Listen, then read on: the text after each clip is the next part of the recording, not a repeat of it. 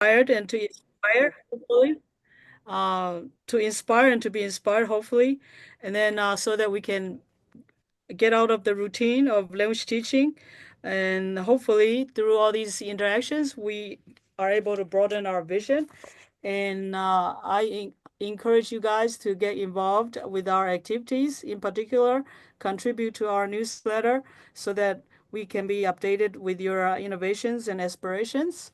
And today we are delighted to have Michael Dr. Marsh-Soloway to speak to us about using AIs. A student of mine said it right, said it well. In order for us to not fear what's going to happen, we better understand it. So, so here is one step that we could take by listening to Michael. All right, Michael, could you please introduce yourself a little bit before you start? Yeah, so thank you, Shu Chen. Thank you to the ACTFL Special Interest Group for Less Commonly Taught Languages. Thank you to Clarice. It's a pleasure to be here, and thank you for all of to all of you for joining us on a sunny Thursday afternoon after a week of rainfall on the East Coast.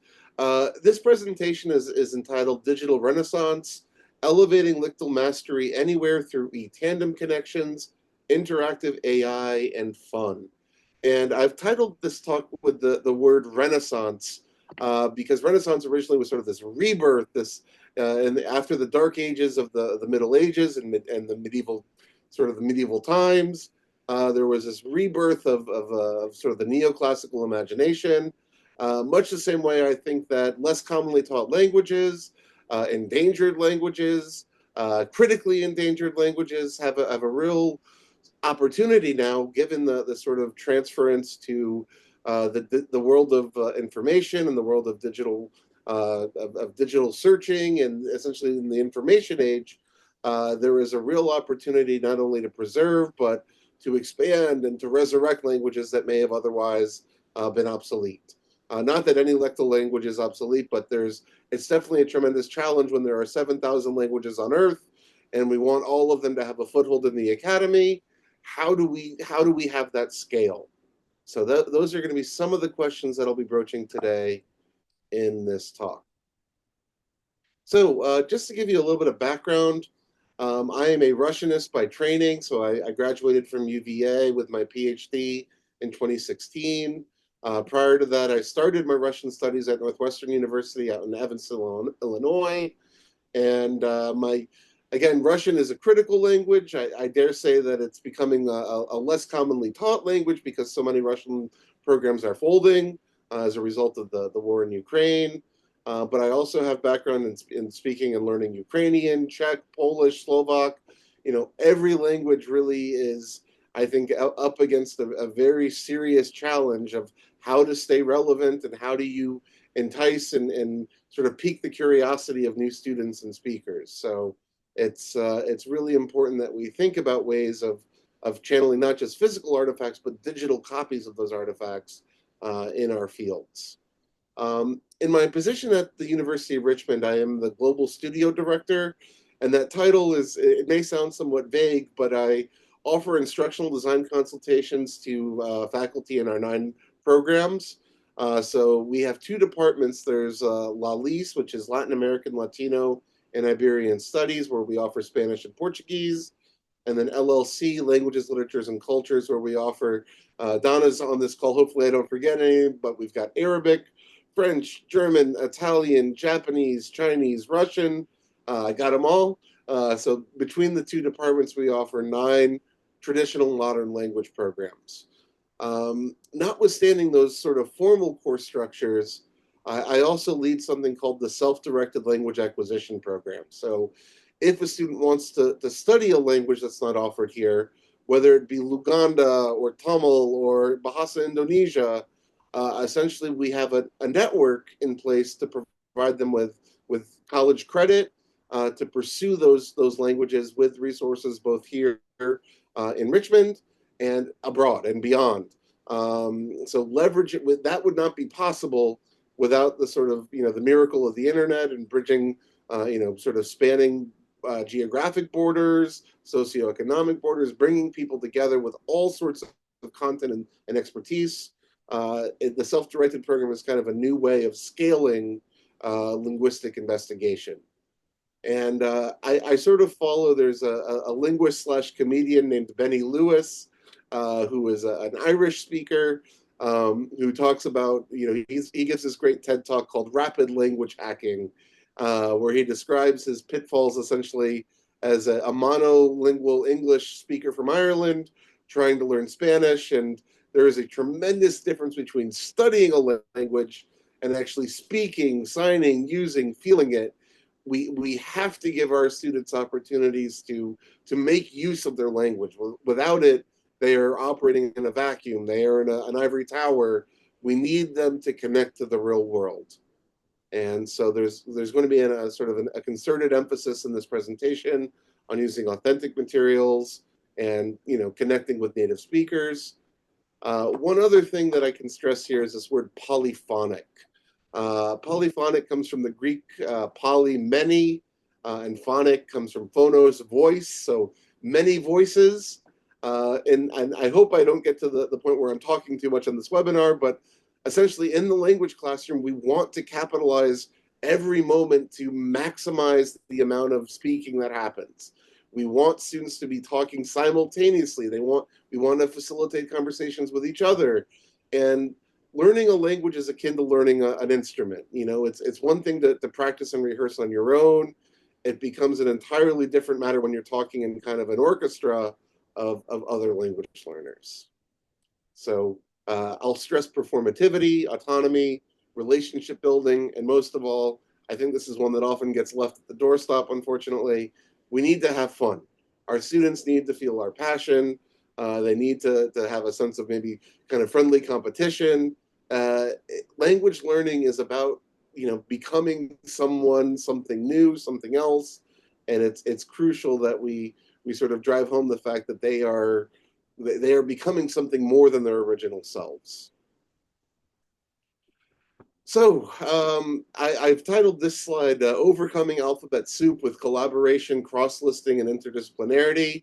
ACTFL is one of the sort of the primary leader, I think, in the space of representing less commonly taught languages, but it's also a tremendous challenge for AACU, NASILP, which is the National Association of Self-Instructed Language Programs.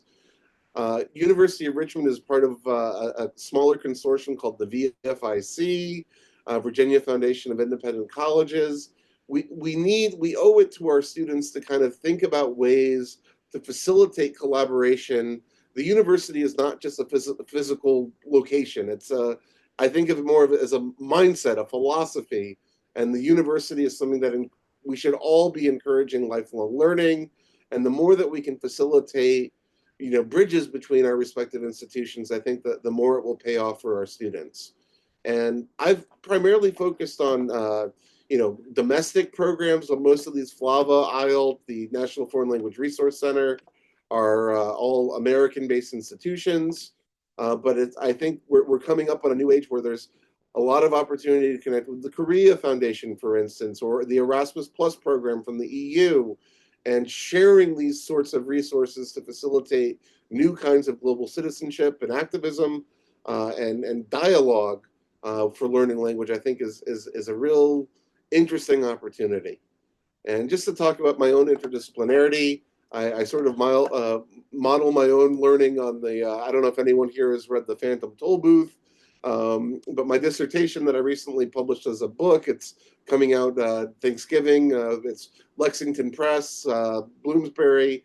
The book is titled The Mathematical Mind of F.M. Dostoevsky, Imaginary Numbers, Non-Euclidean Geometry, and Infinity. So I'm trying to really bridge mathematics and literature and culture and language to show that really you can do just about anything.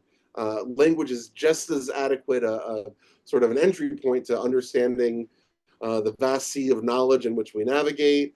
And knowledge and conclusions, language and STEM go hand in hand. It's STEAM kind of on steroids.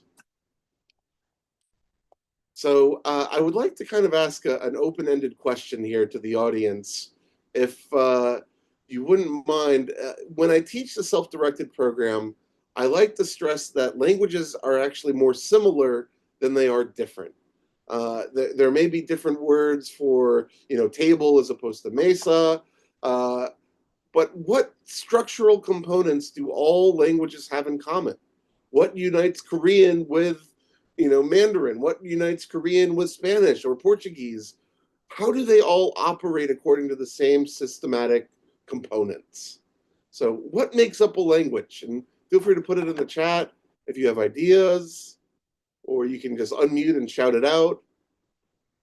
Or if you're feeling bashful, I can get to it too. But I'll just want to see if anyone has any thoughts for what makes a language a language.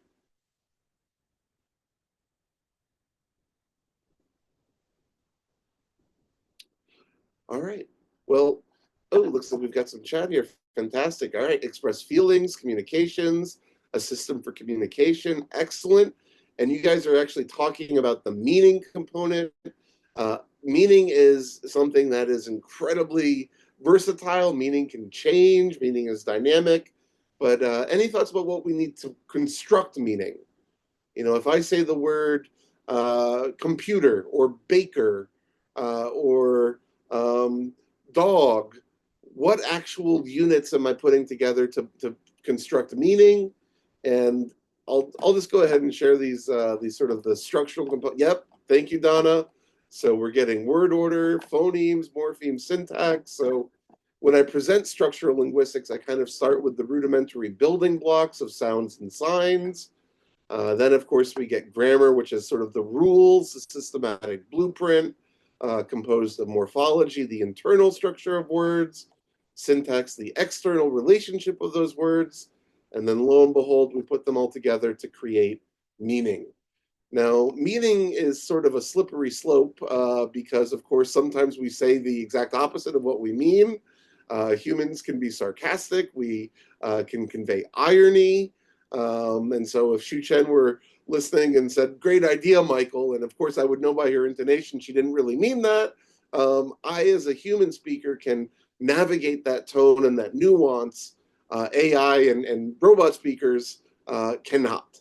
So there's a whole array of sociolinguistic levels and strata to language that we need to take account of. And so here I have these two. I always like to teach with memes. On the left-hand side here, there's the Lion King meme, where, of course, Mufasa is showing Simba his kingdom. This is linguistics. You can study any aspect of language you want, and you will always find structure. But what is that shadowy place over there? That is semantics, the study of meaning. You must never go there. But of course, it's the first thing that you all were drawn to. Meaning is inextricably linked to language. It is arguably the most important thing that we do with language, and we have to pay attention to it.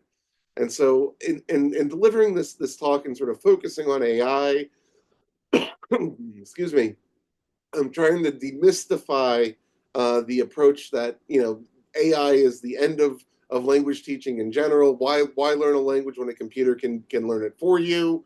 And that's just hodgepodge. That's total hogwash.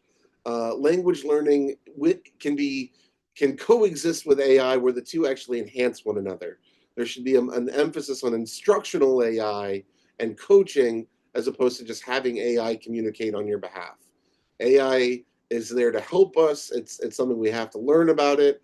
And though it may be somewhat terrifying to think about what's actually, what capabilities it may possess, it's something that I think will enrich and enhance and bring out new dimensions in our teaching.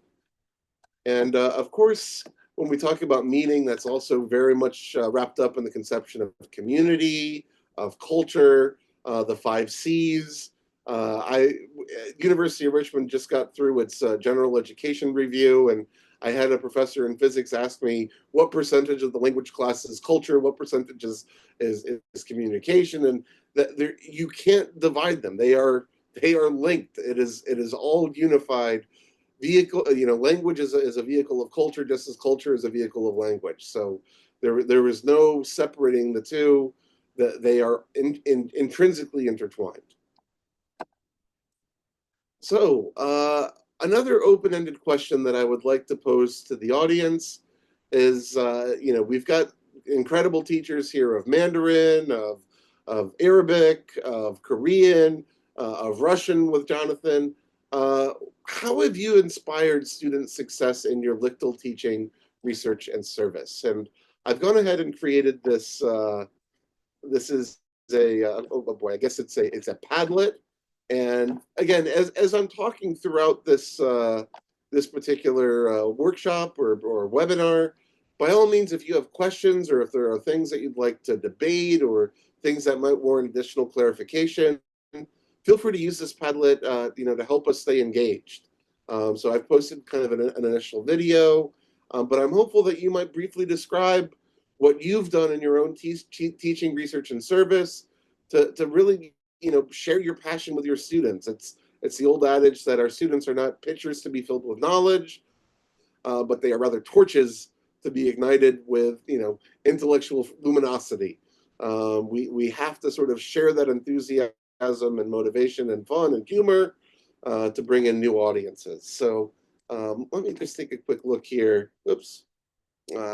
And I'm going to stop sharing my full desktop here. Let's see if you don't mind here's the Google Chrome. And if you're interested, please feel free to post here. I'm hopeful that you will share with us ways in which that you've inspired student success. I'll go ahead and share what I've done in my own teaching that I think has been successful, but I'll let you be the judges of all of that. All right, back to it. So I always like to kind of start where to begin. I had a student ask me recently, what's the hardest language to learn on earth? And I sat there for a minute and I realized not everyone will have the same answer. Everyone has a different starting point when you first embark on learning a language. Now, there's this notion that there are L0, level 0 learners, but truly, if you already have an L1, a primary language, you always start with something. Leverage your primary language to make progress in your second, your third, your fourth language, etc. Each language you learn makes the next language significantly easier. You have another stepping stone to make progress. So Angela, I know that you teach Korean. When I advise students learning Korean at the University of Richmond, one of the first questions I always ask them is, how do you say ice cream in Korean? One more time, Angela, you're I'm muted, sorry. sorry. Ice cream.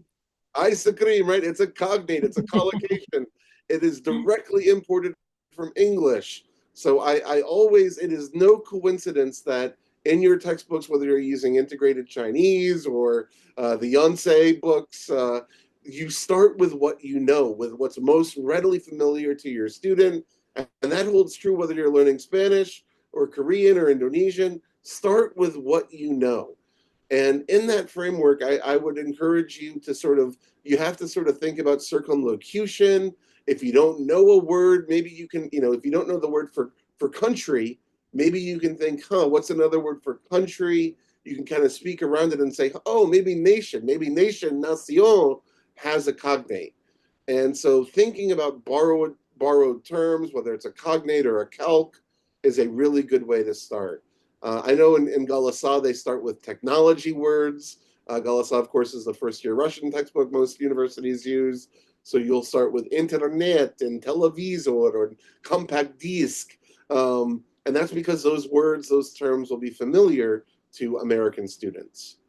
And it's important that we realize that our students, I fear that there is a sort of a tendency for students to resort to things like Quizlet and flashcards, and we lose track of the sight of sort of the understanding that language occurs in chunks.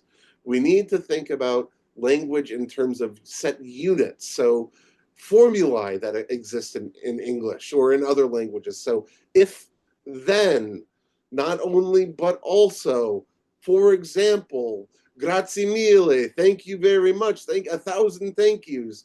Thinking about, making the jump from individual words and phrases to already sentence construction is really crucial. That is one way in which we need our students to be thinking kind of in the aggregate. And I always like to give my STEM-focused students this particular adage that words are like atoms and phrases molecules. And from the perspective of AI neural networks, believe it or not, there are statistical concordances that basically can be used to predict what language comes next. In your particular speech, if you start a sentence with the word for, I don't know what the exact percentage is, but there's probably, say, a 24% chance the next word is going to be example, or maybe a 28% chance the next word is going to be instance. And thinking about those word frequencies and those relationships between words allows students to really focus on what is most relevant. Oops, I didn't mean to jump ahead there. Hold on. And thinking about word frequencies, what is most essential to survival is key. And I've already sort of alluded to this in the previous slides, but learning a new language allows you to see the world through different eyes. We want to encourage our students to start thinking and living and breathing in the target language. So I try to encourage students to avoid translating thoughts. They should be able to look at, say, a bottle and think, that's not just, I'm not going bottle to butilka or bottle to boîte. They should be looking at that item and think of it already within the context of the second language. And so I do think that following the frameworks of Judith Butler and the famous Russian actor Stanislavski, there is sort of a methodological approach to feeling and becoming more than what you were at the start of a given semester. So each year you are studying a language, you are progressively evolving and changing and gaining new insights, and sort of the surface area of your knowledge is continuing to expand. And this also brings me to the notion there's sort of this stubborn myth of learning styles. When I talk about, of feeling and seeing and hearing more than what you originally did in your L1, this notion that there are just 5 senses is kind of a myth. Humans have something like 25 senses, whether it's a sense of light, a sense of touch, a sense of pain, a sense of balance. All of these sensory, I'm not even sure what to call them, metrics perhaps. Our ability to perceive sensory stimuli occurs on many different levels. And even though a student may have a proclivity for learning, by sight or learning by sound, it's crucial that we offer them a synergistic approach to learning. And I actually would encourage you all to, when you think, hold on, I'm going to jump ahead here just a few minutes. There is a sort of a marked difference between your primary language acquisition, PLA, and your second language, because oftentimes the temptation is to jump in, and if you have a language that has a similar script, so in Polish, basically they're using the Roman script, I think, that looks similar to me. Maybe I can go ahead and start, trying to pronounce some Polish words. And then when you get to these awful consonant clusters like CZs, SZ, you realize that, oh my gosh, things are not exactly nothing sounds as it's written. And in English, you have this George Bernard Shaw, who was a famous linguist. He wrote Pygmalion. He noticed that the word goatee, GHOTI, could actually be pronounced the word fish. If you take the sound that GH makes in a word like enough, and the sound that the letter O makes in the word women, and then TI, of course, makes the sound shin in action, production, fruition. So thinking about just sort of giving your students time to absorb the sounds, even before you get to writing, I think is a really crucial thing. But just realize that we should be addressing and encouraging our students to use their language instinct on every sensory level. Let me back up here for a few clicks. And how do we go about doing that? People will say, when you're starting a new language, you have no words. And, of course, there's the technique of immersion. I love Lev Vygotsky's zone of proximal development, if you'll humor me and allow us to go into theory.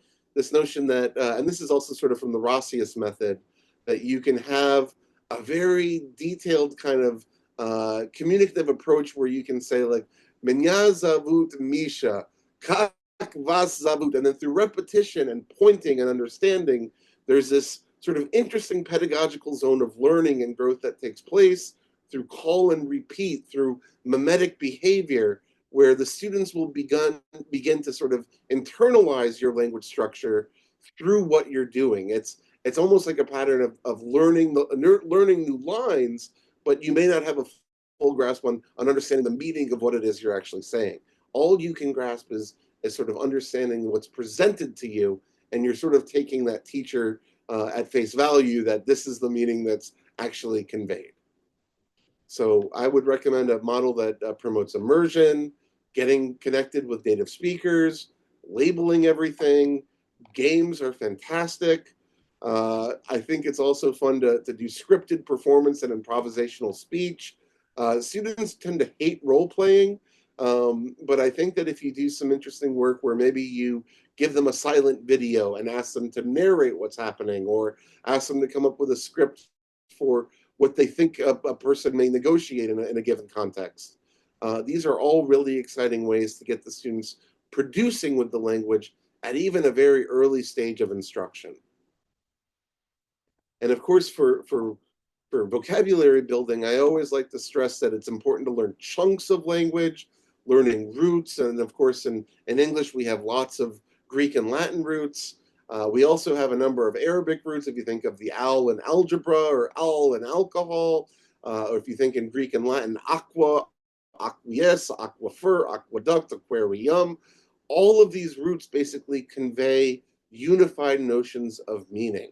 And the more that we can stress, I realize that the tendency is for textbooks to present kind of thematic units of, this is they'll have a unit on the house and rooms in the house. That is helpful, but I think sort of the ability for students to see, okay, zel is used maybe for, any connotation of the color green in Russian will have the root zel. And seeing roots beyond their thematic presence, I think is invaluable. And Peter Kang gives here this is a list of Chinese root words in Korean, and of course in Korean, you've got the Sinitic date system, you've got the Korean date system. Merging those cultural backgrounds together, I think, is really helpful for a diverse student learning base. And of course, if you're interested, I'll include the link for the Benny Lewis rapid language hacking talk if you're interested. And I mentioned earlier the statistical concordances. This was a big deal in the sort of the 1950s with Leonard Bloomfield, and you had the structural approach to linguistics. It was carried on. This is one of my heroes at Carnegie Mellon, Alan Block, thinking about word frequencies, thinking about the ways in which language can actually be and sort of adhere to a predictable model. There's all sorts of interesting work that can come out of predictive language. And if any of you have used Google or Gmail, you should note that Gmail will just about predict the framework or the format of an email for you. And it's kind of interesting. How does Gmail do that? And it's using the same mechanisms that I think we're teaching our students when we give them the format of how to write a letter in Mandarin, how to write a CV. It's giving them those same exact forms. It's just sort of tracking them a little bit more closely to sort of the statistical, prevalence of one form or another. And I've already jumped through this. So in the rest of this talk, I've got maybe, let's say about 15, 20 minutes of essentially what I'd like to do here is just showcase some exciting tools, some activity modules that I found especially helpful in the self-directed program, and also in my own capacity as a Russian instructor. What has been helpful? What do I recommend my colleagues as they, continue to enhance and sort of enrich their curriculum? And so I've tried to divide tools. I've got a slide here for each of the 4 skills. We're going to talk a little bit about each of these in just a moment, but listening tools, speaking tools, reading tools, and of course, writing tools. And again, when we talk about lictals, the assumption is that, a lictal could actually, you don't even need to have a written orthographic tradition. there are many languages that have no writing whatsoever. And for those languages, you probably could forego writing, but I do think for the purposes of most language instruction, writing still comprises, there has to be a concerted focus on helping students to communicate at the level of an, or, approaching as close as possible the level of an educated native speaker. And I realize that's a daunting challenge, but I do think that there's a real opportunity here to push students to do so. And sort of when there's a will, there's a way. The students who are truly dedicated, the students who sort of at some point stop being students and eventually kind of become your disciple, they are the ones most likely to carry on the tradition and the passion to reach the superior level. I really do think that for each of, for everyone in this classroom or in this webinar meeting, the superior level is not some unattainable, pie in the sky kind of daydream. It is truly attainable for anyone who goes out there and puts a concerted effort into these approaches, into the synergistic approach of combining the four skills and doing so in a way that once you come in, it will make you it will make you want to keep coming back for more. So, just to showcase a few tools here, I think I actually have to change the way that I'm sharing. Let me stop sharing this and share my full desktop. So when I click on Radio Garden, for instance, this is a tremendous radio listening tool. This is a digital broadcast of hundreds, if not thousands, of radio stations around the globe. Sorry, I'll pause that. And so we can go, you can see here that there's a lot in Europe. There's some in the Middle East or in Turkey. So here I'm just clicking on one in Ankara. And so this is, I think, a tremendous resource for, this is a phenomenal way to give students direct access to authentic media content. I don't know how much is in China or in Taiwan. Sorry. But this is, I think, when we're talking about authentic media, and the National Foreign Language Resource Center based out of the University of Maryland, and there's another one, I think, at University of Hawaii. They also have, just incredible collections. But in terms of showing the students what's actually happening on the ground, this gives you access to what's on the airwaves in these specific countries. It's mind-blowing. And I think it's a really cool tool. And it's hard to predict sort of what's going to be playing, but if you find a program that you like, oftentimes there are regular weekly slots where DJs and VJs will come in with specific programs. It's really helpful.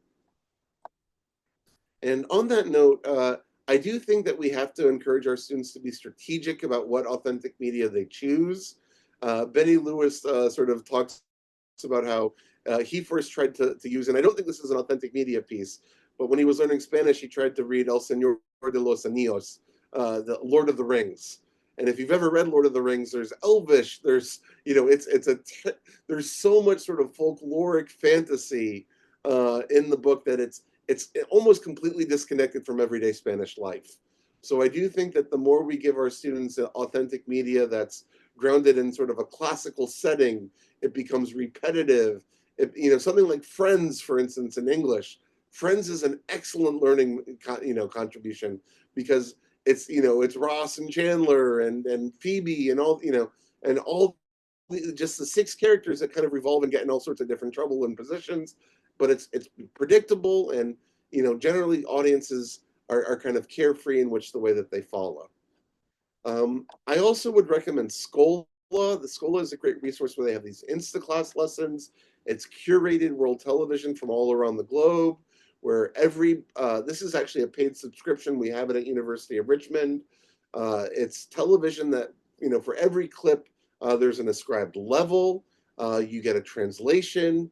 You also get a quiz. So what's happening? You get a comprehension quiz, a vocabulary quiz.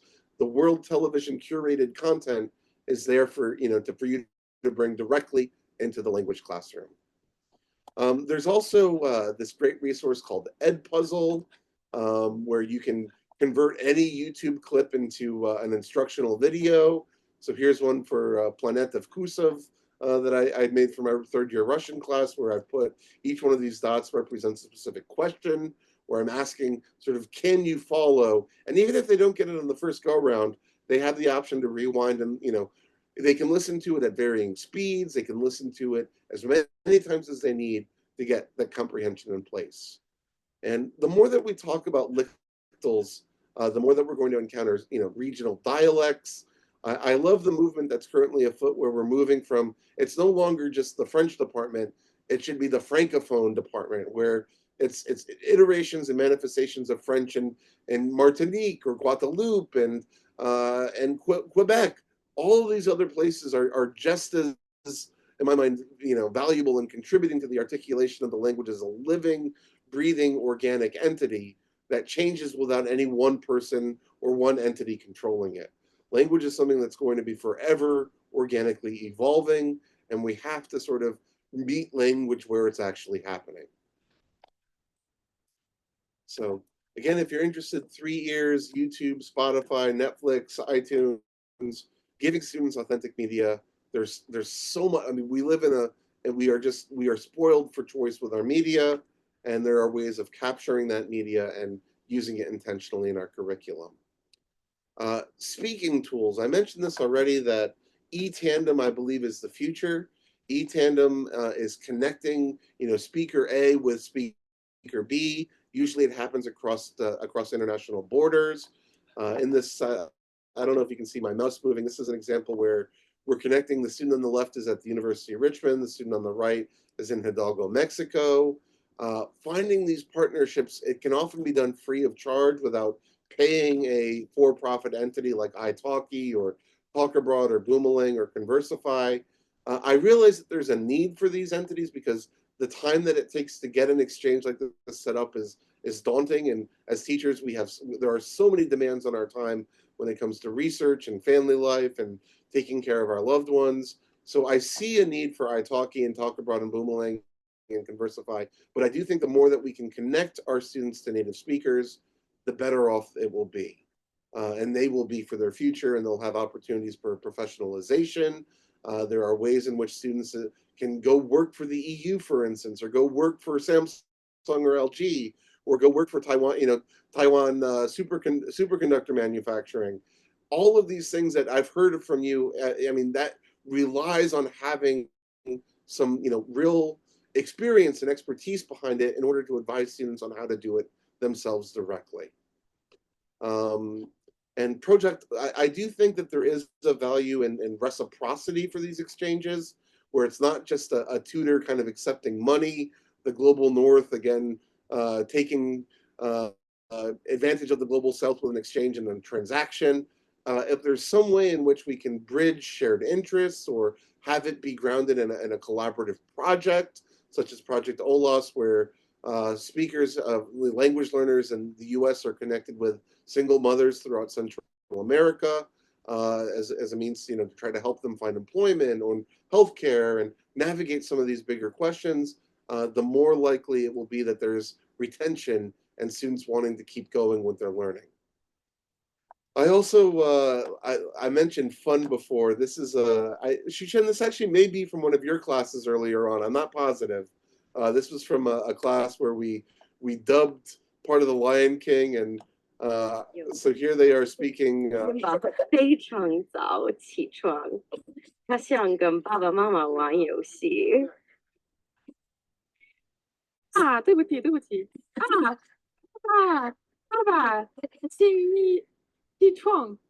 I think, Shuchen, this was from your class. I hope I didn't spoil Really? it. I don't think so. You don't think But so? you Okay. have told me about it. Okay.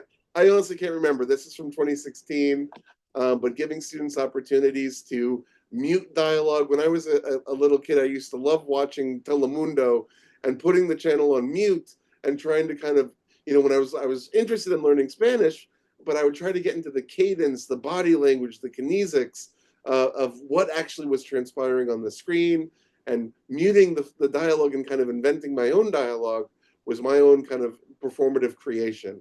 And so watching the Telemundo programming was not just a passive activity for me.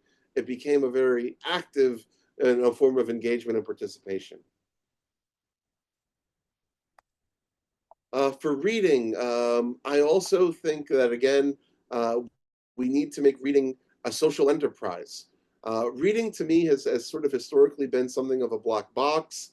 We talk about students, we don't really understand what students are doing when we ask them to read something. And I do think that reading skills have been slipping, especially since the pandemic. And throughout the pandemic, one of my central projects, I collaborated with a gentleman named Carlos Alvidrez at MIT, and we built this tool called Textopian. We're actually looking for additional beta users if any of you are interested. Here, let me go ahead and show you this site. Apologies, I'm having trouble here. So Textopian is it's a crowdsource reading template. So we could all be reading Frankenstein or Moby Dick. We essentially have taken books from the public domain, from Project Gutenberg, and you can click on a section of Frankenstein, and every individual paragraph can be marked up, and you can create references. And right now we only really have books in Spanish and in English. But if you take a look at for instance, the book of Genesis, we're trying to create, here we go. For instance, we're hoping that we can create sort of these prismatic translations where you can see not just one interpretation of a text, but we've got this sort of globe icon and we get various interpretations. So the Lexham, American Standard, New Century, and we have our work cut out for us because we're not yet in the realm of lictals, but we hope eventually that teachers of less commonly taught languages will consider posting texts here that we can then talk about what does it really mean, what's the translation, what's the nuance of the meaning, what is the philosophy conveyed, and again thinking about those 3 P's from cultural studies, products, practices, and perspectives. How is all of that conveyed in a text? And that's a really crucial point. And getting the data analytics from reading, it just enriches our knowledge of what happens when we ask students to empathize and feel and engage new ideas in the written text. Shushan, did you have a question? I didn't mean to interrupt you there. Just earlier, Emily was talking about how we were just seeing a list of tools for listening, and that's what you meant to do, right? Exactly. Although you did demonstrated the radio garden Yeah. a little bit. And if people are interested in more than a list, I'm happy to give people lists or I'm happy to make this presentation available for download. But if you'd like more specific demonstrations of any of these, this is sort of a situation where 3 years is curated content for Russian. And you can see here it's beginning, intermediate, and advanced. This was largely curated by colleagues at VCU with Natalia Boykova. And I think the more that we connect the dots on some of these, you all are doing such exciting things. It's in an hour, it's going to be difficult for me to cover every aspect of these lists, but I do want you to know that they're out there. And someone on this SIG listserv put around, there's sort of like a running Google spreadsheet of games in the language classroom. And I love that kind of thing because you never know when a new game is going to, strike a new chord with students in your class. And it just gives us, sort of that much more richness and depth to our engagement strategies. I also have another question. I wonder if, Michael, you have talked about or you intend to talk about AI tutors? Yes. That's Okay, all actually right. Please continue. Yeah. Yeah. So with some of the AI tools, and I put on the speaking tools here, there's the Duolingo Lily AI.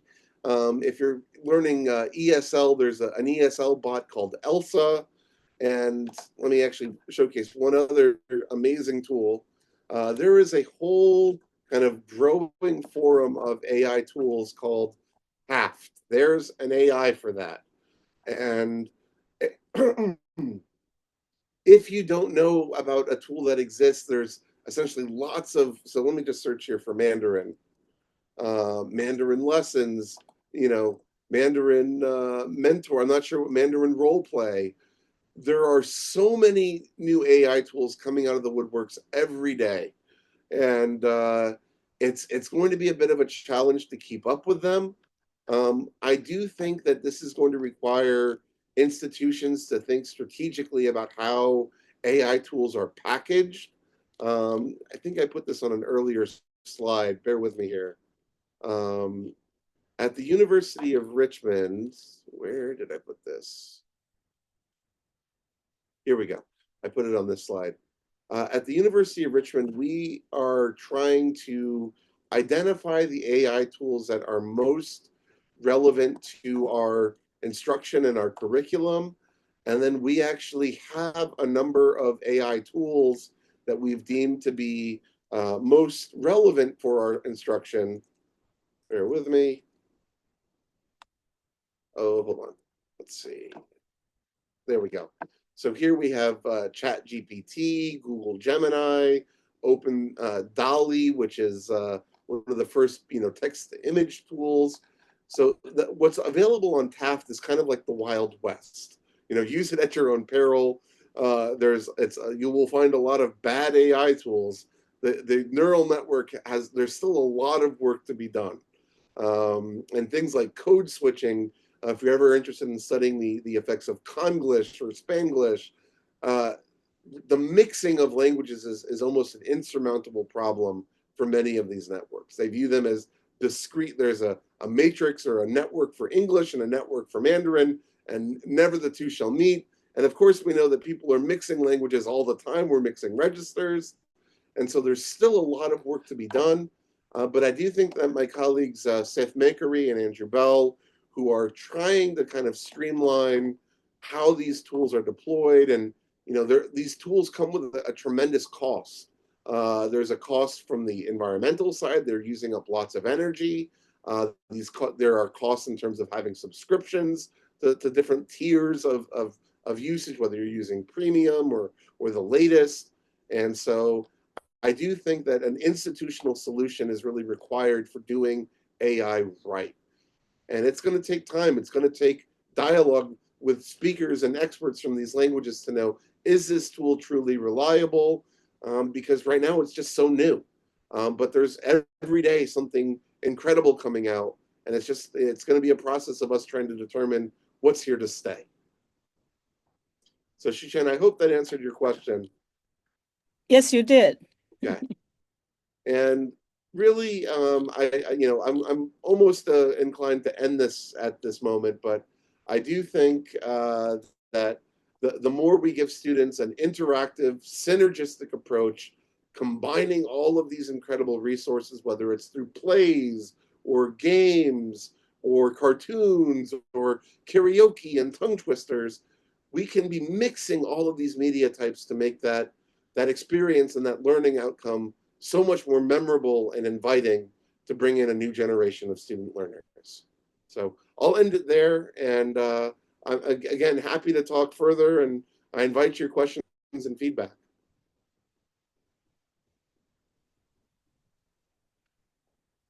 And let me see here. I haven't been checking the chat, but let's see. We're just seeing a screen called listening tools. Is that still the case? It was just now when you were playing the video, the radio. My apologies. Here, I can showcase that tool one more time.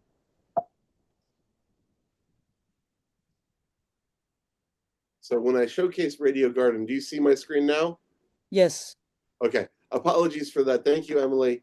Here I'm tuned into something, I guess, in the South Pacific on Shonan Beach in Japan. So each one of these green dots represents a radio station, and you can tune in from anywhere in the world. So we can get some Brazilian Portuguese. Oops. This, I think, is just a cool resource. Apologies that I got a little bit confused with my screen sharing. But I welcome your feedback. And let me check the Padlet also in case there's, okay, we've supported material development that's openly accessible. Love it. OERs, fantastic. And in Virginia, we've got the VIVA. It's the Virtual Instructional Library of Virginia. Food culture. I love that. Getting students to actually taste new spices and new, to smell new aroma. I mean, literally encountering new ingredients all the time. I love the notion of doing demo kitchens and having, sort of students interact and sharing cultural products. When you break bread with someone, you're much more likely to have a sense of appreciation and mutual respect. I would love to see food culture enter the language curriculum that much more often. All right. Well, if you have questions or concerns or qualifications, and by the way, I didn't introduce my research assistant. This is my puppy Bowser. He's been here just kind of minding his own business, listening to me chatter away. He's sort of a resident celebrity here in Richmond, and he's on Instagram at he's Bowser the Global Studio Dog. If you'd ever like to follow him, so put a shameless plug for Bowser in here if you're interested. Amazing. Yeah. Amazing. And here he is in the global studio. We have sort of an active lab of 15 computers and then 5 media recording booths for students to do podcasts or to create digital storytelling projects. The lab has become sort of a more, we want students to be working and speaking as much as possible. All right. Any other comments, concerns, shared passions?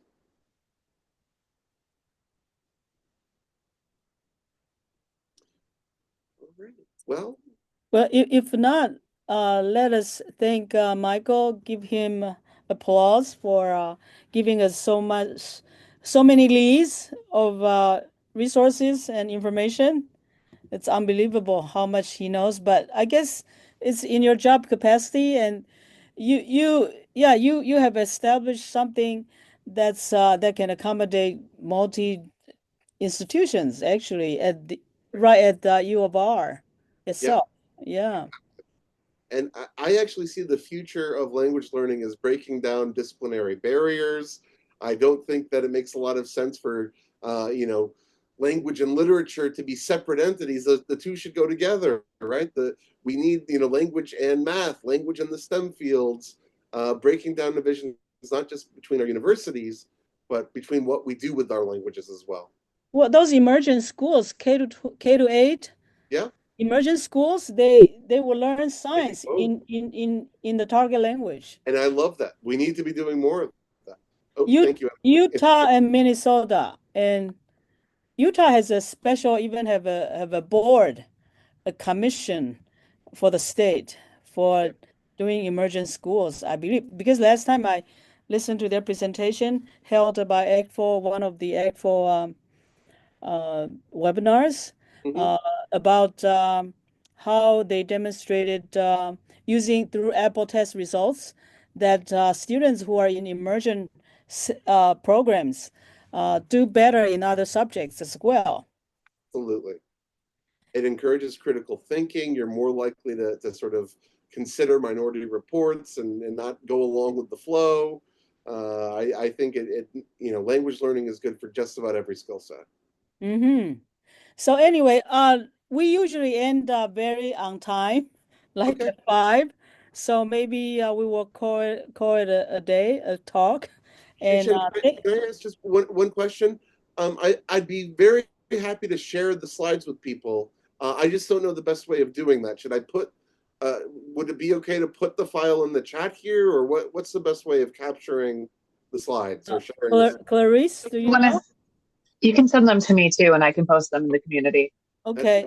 Thank you, Emily. I'll go ahead and I'll put them in the chat for now, but there we go. I hope that there's no file. All right. It's in the chat if people are interested. Great. Thank you so much. And enjoy the rest of your day. Thank you. You all as well. Thank you for coming on a beautiful Thursday afternoon. Thank you, guys. Thank you, everybody. All right. Thank you. Bye-bye. Bye-bye.